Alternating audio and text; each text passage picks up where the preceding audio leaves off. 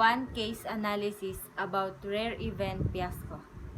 Lack of preparation for rare events and policy implications in this time of COVID-19. The economists may not have been able to do much about the outbreak of the coronavirus, but this column argues that economics can help tackle the problem at its source by reducing the spread of the virus. The spread of the virus followed by the economic consequences of the spread of the virus. As economists, we cannot do much about the outbreak of the disease. However, since we study decision-making of agents who have limited information processing ability, we can do something about the spread of the virus. Most by economists in the recent days has focused on the economic consequences of the pandemic. In this column, we focus instead that what a new economics says about how one can tackle the problem at its source by stopping the spread of the virus.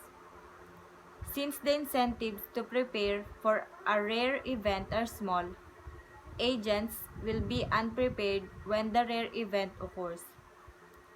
Agents will think hard to compensate for the lack of preparations. But this will not be enough to overcome the lack of preparations. Agents will take inappropriate actions and severe consequences will follow. The jury predicts that the loss due to inappropriate actions will be inversely proportional to the probability of the event. It always allows difficult to judge with certainty whether someone has made a mistake. Ideally, this requires knowledge of the inappropriate actions. Signs that a decision maker may have made a mistake are reversal in the actions. An action is first ruled out with certainty and then implemented, or heterogeneity in actions.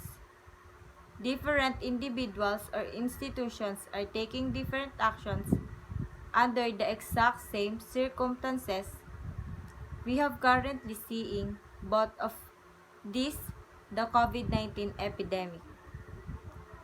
The jury implies the following recommendations for individuals and policymakers to limit the spread of the virus. First, when the rare event does occur in the second period, individuals should acknowledge that they are unprepared to act in these situations and that they need to think hard before taking decisions. Second, policymakers should acknowledge that individuals will not have behaved optimally in the rare event. Third, policymakers should organize centralized information processing to take advantage of economies of scale in information processing, and they should then provide assistance in choice.